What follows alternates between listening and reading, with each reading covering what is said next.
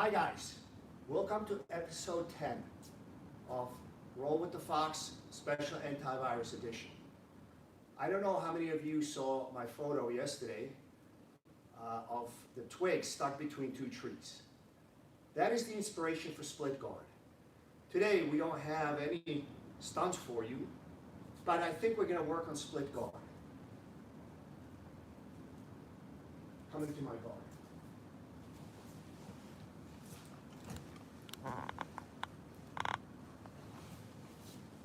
How's that split guard working for you, Enrique? Tough, tough, tough. No, don't pull so hard. You make it unnecessarily painful for you. So guys, a lot of you have questions on how can you make it so that he cannot pull out his arm. Look at this. Can everybody see what I'm doing here? Mike, are my hands in frame? Yes. Perfect. Tap. And here we go.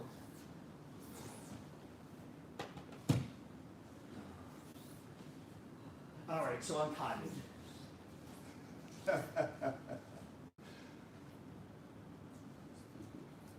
Too good. All right. So, guys, today's topic is going to be split guard. We have covered split guard before in various episodes, probably episode 2. For those of you who don't know the inside joke, check out episode 9. And yesterday, walking in the woods with my brother, 7 feet apart, and I see this tree, and I know I've used this explanation before. You know, if you've gone camping and you have a stick that you want to put on the fire, it's kind of thick. So you stick it between two trees, you wedge it, and you push into it, it'll snap. All right? But also understand that as you're pushing into it, if you sort of wedge it just the right way, it's almost impossible to pull out. So even though we've covered it in the regular Roll with the Fox, which was monthly, but now we're on a daily basis, guys. There's a lot of questions, a lot of interest in it. So when I saw those sticks, you can scroll down on if you're on Facebook, you can scroll down on my page, and it's probably the next picture down there. Inspired me to go over split guard today. So let's look at the split guard and the possibilities that it brings. I generally play, if I have somebody in my guard, I generally want to have them in split guard, which is this, stretched, misaligned, or if they insist, or closed guard, in which case I will try to go perpendicular. So those are the two guards that I tend to interplay, and usually that's where most of my guard submissions come from. The reason I like split guard, and you know, there is a clamp guard, which is slightly different because in clamp guard, a lot of times sometimes, this is clamp guard. All right? This is good too. I prefer my feet on the hips. Very, very big point, feet on the hips. So let's look at the possibilities that it brings to you when you can put somebody into split guard. A lot of times, if I get taken down, if I pull guard, or even if my guard gets passed, so as you throw, and here we have split guard. Okay? So, guys, notice the universal grip I'm using. Even though we're doing today, we try to alternate gi, no gi. I'm using universal grip rather than gripping this. This takes a little bit longer time. I want to make sure that I keep his wrist and keep him stretched out, misaligned. And let's go over, there's a lot of options you have. Usually your opponent will determine which submission he gets hit with.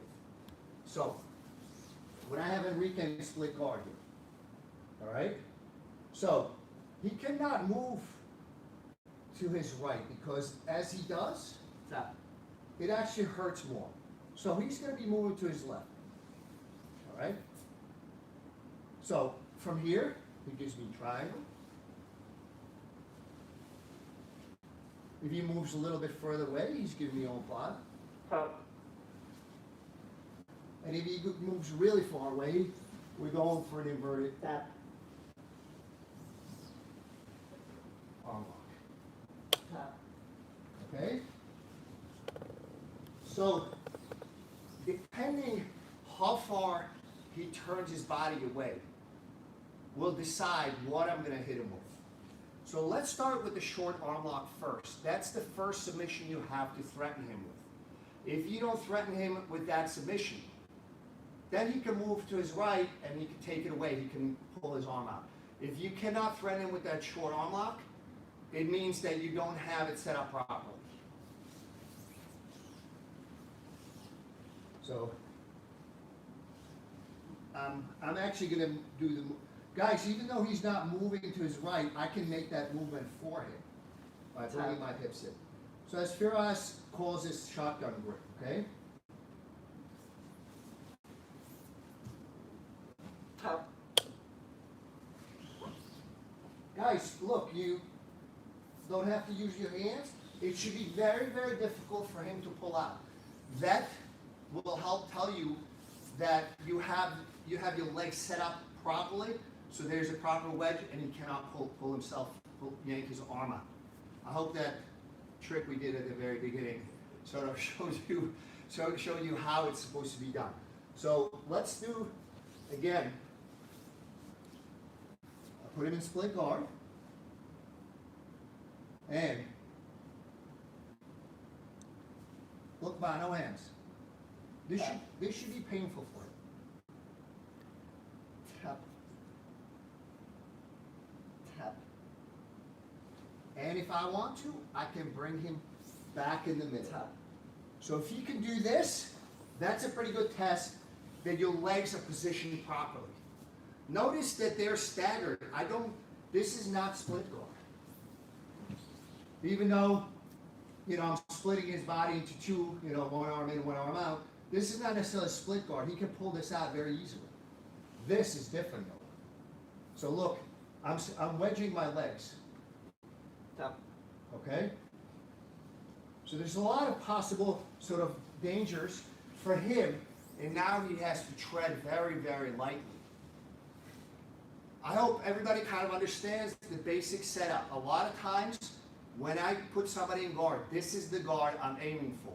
Your worst case scenario, because he's stretched out and his posture is broken, first he has to gain his posture back, then align himself up, and then start passing your guard, which at the very least, even if you can't hit him with something, a submission, at the very least, he's not immediately passing your guard. He has to recompose himself. Do we have any questions so far?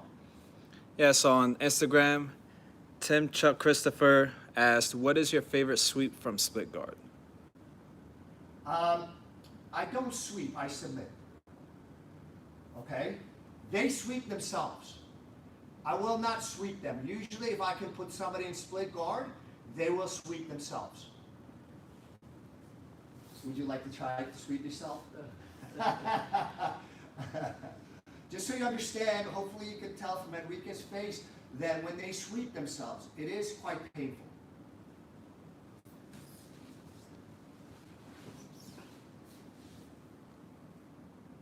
I don't. Can you sweep yourself? Yes.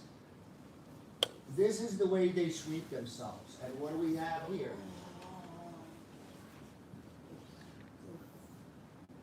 So, I don't sweep them. They sweep themselves. They literally, guys, if you do this well, they will literally sweep themselves for you.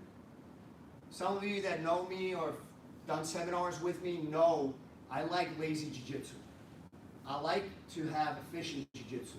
I like to submit somebody by just looking at them. I have not mastered that yet, but the next step is to try to submit somebody in as few steps or fewer movements as possible.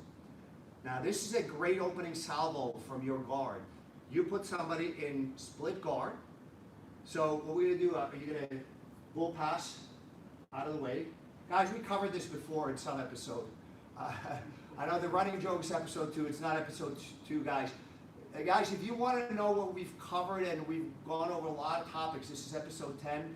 So you can go to YouTube and Facebook. They're labeled pretty much everywhere. I don't know how Instagram works.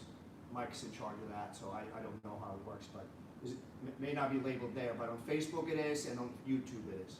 So.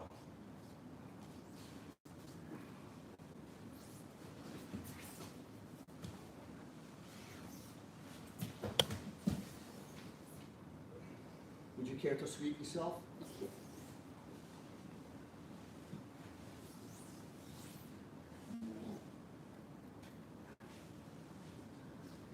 Nice sound effects. Do we have any other questions on at least the entry and the initial threat of that short arm lock on the split guard? On Facebook, Elasapir said that he's finding it not so easy to set up the split guard during an actual roll. Okay, I need a little more specifics.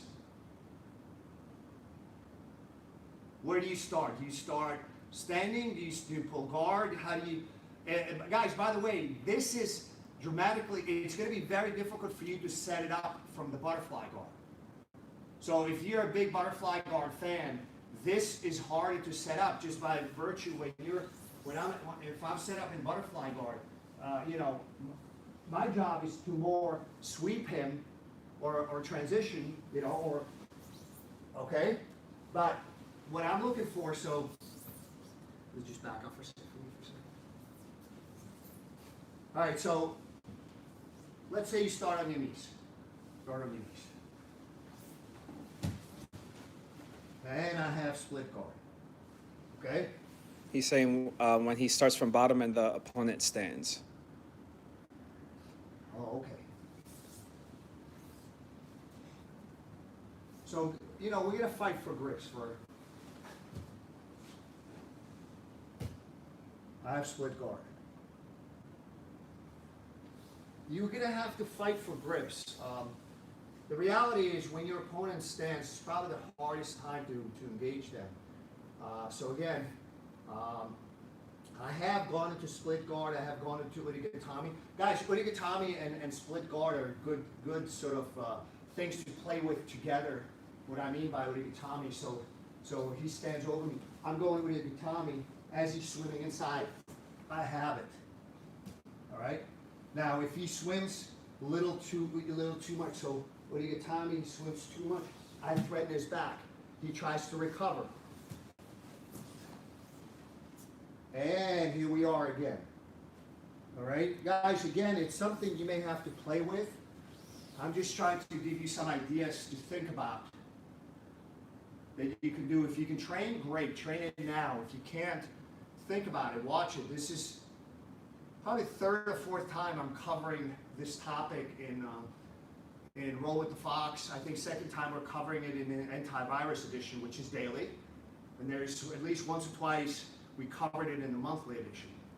I think there's a lot of interest in it. To me, it's a great guard both defensively as well as offensively.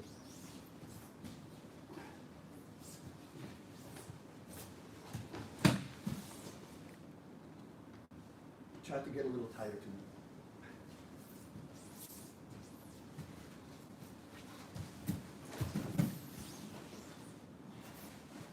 Split guard, guys.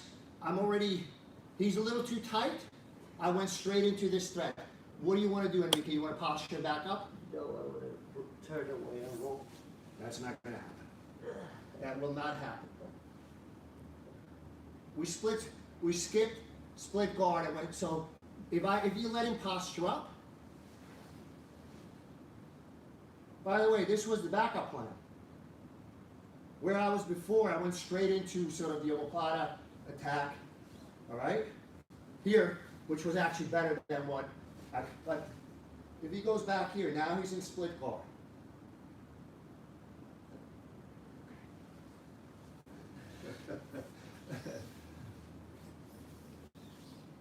Does that make sense? You can go to split guard and guard recovery. We went over that recovery one of the episodes. In this case, it actually may have been episode 2. I like the running joke. I go there, say if we stand up, we clinch up, I'm here. Straight from a guard pull. Tap. So there's a lot of different ways you can get into split guard.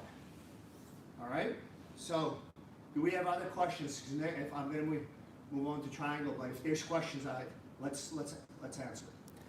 On Facebook, Jenny asked, where's your far foot, the one that's on away from the camera? Is it on the hip or the thigh? I prefer to have it on the hip, but it's not necessarily here. It depends where he's standing. Excellent question, Jenny, by the way. It's sometimes, stand up for me for a second. I will put it lower on his leg because I know right now there's tension. I can feel the tension in Enrique's arm. So can Enrique, trust me. He's looking away from the camera, but he can feel the tension. If I moved it to the hip, it allows him to either pull or shove my leg and drive back down. But if he does drive back down, what are we doing, guys? We don't wait for him to take our weapon away. As soon as he starts to take the weapon away, we're already transitioning to hit him with the next weapon. Okay? So the point is, I like to have it on the hips. That's generally where I aim for. Right now, it's good because he's down on his knees, but when he stands up, I may try to move it lower, or if he tries to posture up a little bit, I move it higher. All right, so it'll move up and down his body to make sure I maintain tension in his arm. And once you start playing with this, you will feel it. So guys, if you quarantined and you draft your significant other, or your children, or your uncle that lives with you, be very careful, be very gentle, because once you start to get this stuff, especially if they don't train, guys, once you get this stuff, you realize, like, okay, this is really tight, okay? And guys, the more people struggle, if you wedge it well, and the more they try to rip out, the tighter it gets, all right? On Instagram, Rene Hernandez Jr. says, Hi, Rene. sometimes training partners see the split guard coming and they retract the arm. Would you force the person into the position, assuming that their arm is going to be tucked in? Rene, you know my game. You know I don't force anything.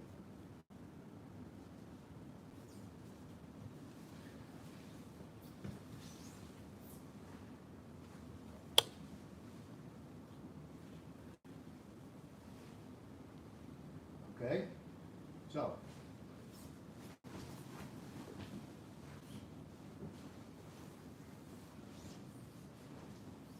come on, pull out. Renee has a question. Does that answer your questions? I will not force anything. To those of you that have my book, guys, if he effectively takes it away from me, and what does that mean, effectively takes it away from me? I will use his reaction for something else, for another attack. You just saw 3 different ones, depending how he reacted. He reacted slightly differently every one of them, and that's what I wanted. But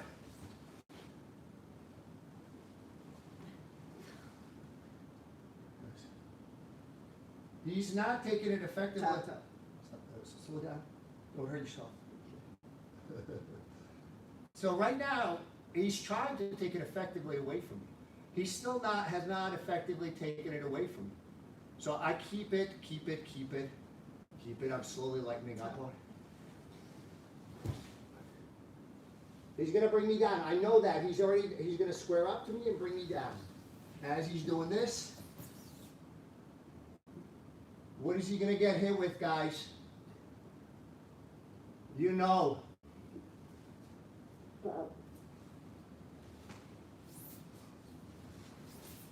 So the point is, anytime you have a valid, decently timed attack, valid means technical and precise, and timely, he has to react. And this reaction is very predictable. It's not like he could just you know, get himself up and just run away. Can you? Do you want to? Yes, the answer is yes. Anytime you have a valid attack, he has to react, so you know that if he's taking it away from you, how his movement is. So a lot of times, you know, this doesn't quite do it. Yeah, initially it might. But look what happens if I say, oh crap, man, as soon as you know, just windshield wiper your legs, you gotta sweep.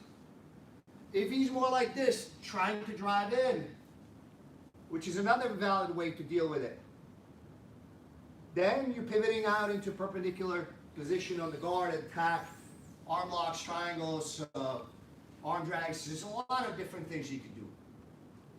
On YouTube, Christian Ionita asked, is it difficult to catch Enrique's right hand with your left hand? So are you catching the hand, the elbow, or is an overhook recommended? His right hand meaning, okay, his right hand with my, no, it's not. It's practice. It's not. It all starts with me trying to get his hands off my torso. So that's why I try to, as soon as I try to get here in transitions. Once you let the guy kind of like, yeah, now it's going to be more difficult. So hold on, good.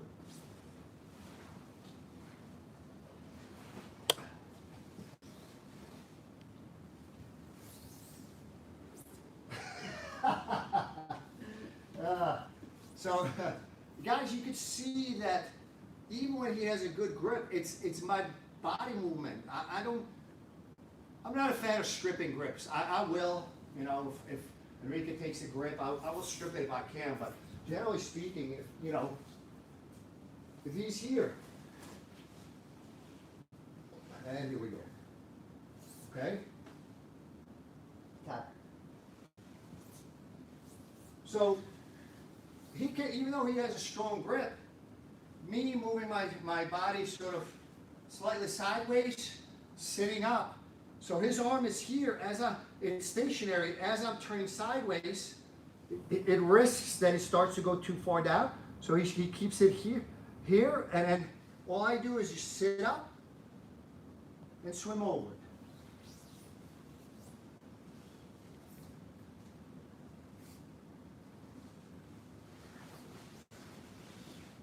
It's all set up with body movement. Tap. All right?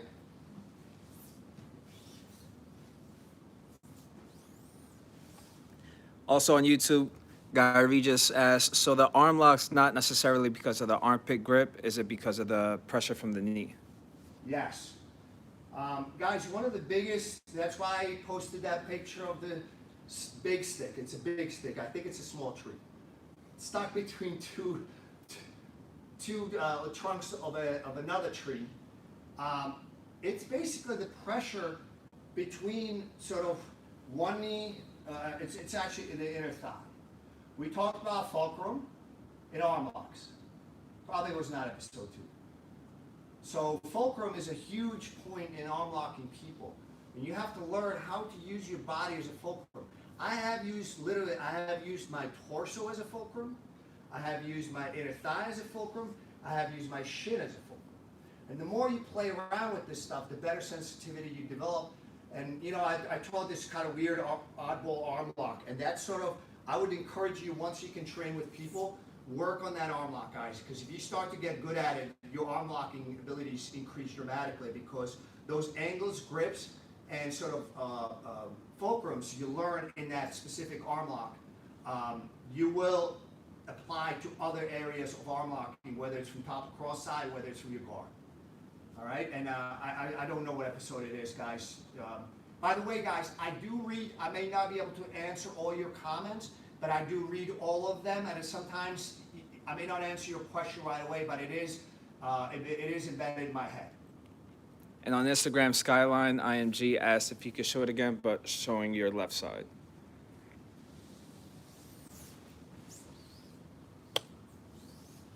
Hold on tight.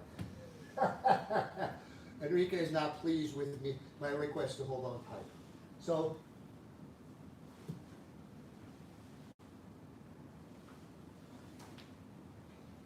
Tap.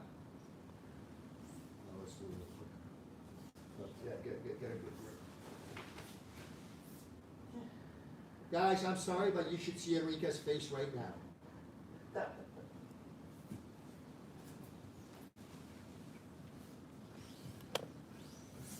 Okay. So, we're good? All right. So, guys, it's almost like a sprinkler system. So, when I line up with him, I'm hitting him with the short arm lock. Tap. All right? He turns slightly more away. Okay? I'm going to hit him with triangle.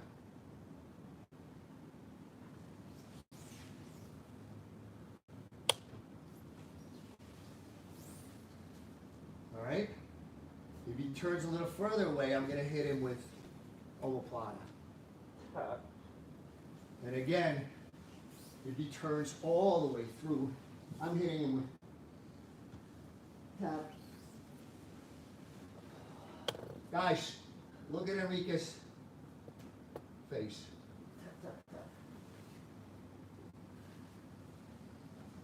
So,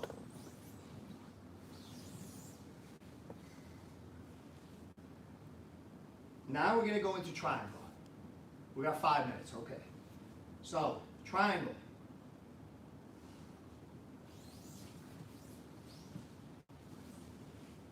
So I put him in danger.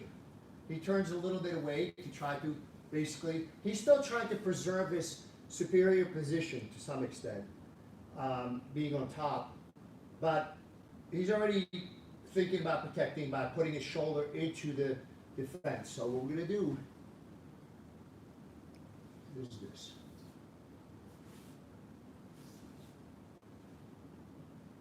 Guys, when we're talking about triangle, let me talk about a little bit about a minor thing. How many of you have been taught this way?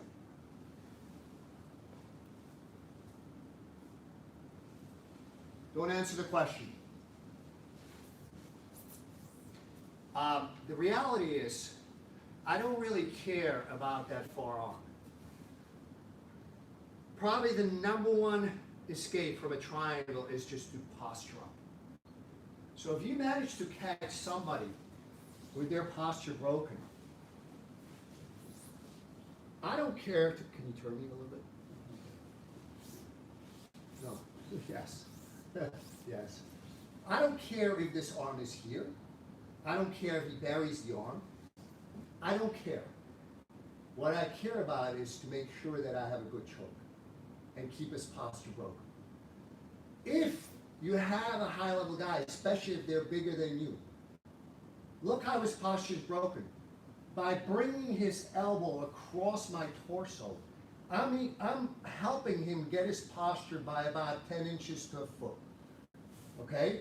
10 to 15 centimeters for my friends in Europe and the rest of the world. Yes, I know the U.S. is probably the only, well, maybe not the only nation.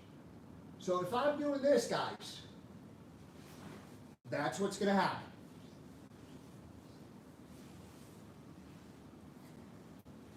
Would you care to posture up for me?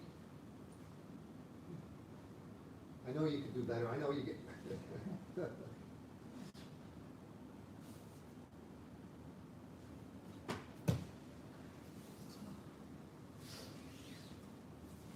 So guys, I know a lot of us are taught to bring that arm across. If the arm is across, I will keep it across. Yes, it will make it easier for me to choke him.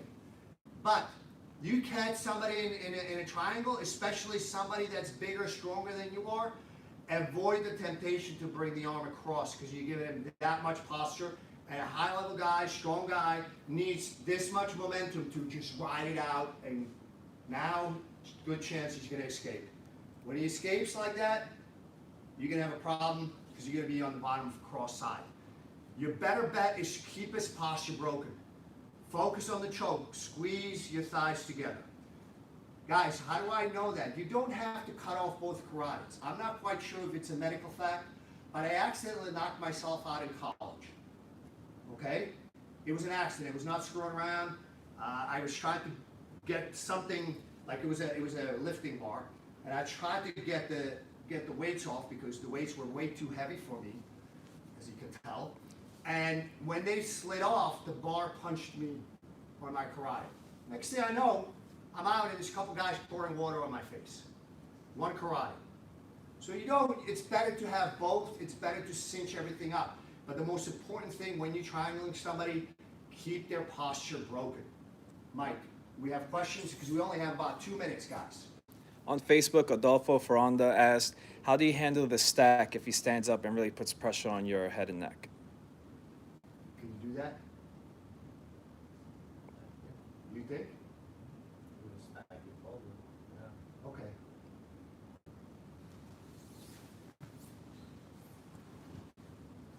Don't worry, I will create the opportunity.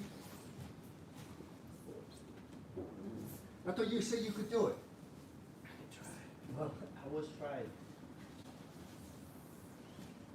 You want to try again? All right. Guys, by the way, Enrique right now, he's a good black belt. We have some battles, he and I, like real, like, it's a thing of beauty. But I can't show you because every once in a while, when something on my side goes awry, I drop a few choice words. So once we get a bleeping machine, then we can film this. But he's a good black belt. Right now, he's about 20 pounds heavier. Usually when I teach seminars and I do this, I will pick the biggest guy in the room. All right? You know, it's either Mike or him. Mike's behind the camera, and I think Enrique's a little bit bigger. I've talked long enough to get to let his blood go back into his head. I think I'm the biggest guy in the room. Yes, you're the biggest guy in the room. Go. Stack me. Can you stack me? Come on. Adolfo, I hope that answers your question. When they stack you, I know it's time, Mike. Yeah. When they stack you, it's because you're lined up with them. That's when they can stack you. They can drive their weight on you. What's the first thing that I did as soon as I lock it up? I go perpendicular, not fully, maybe 45 degrees. Pay attention to math and geometry, kids in school. This will help you with jiu-jitsu. So I hope that answers your questions, guys. Guys, a couple of things. This is our 10th episode. I'm committed to doing this as long as it takes, unless I break. Hopefully not.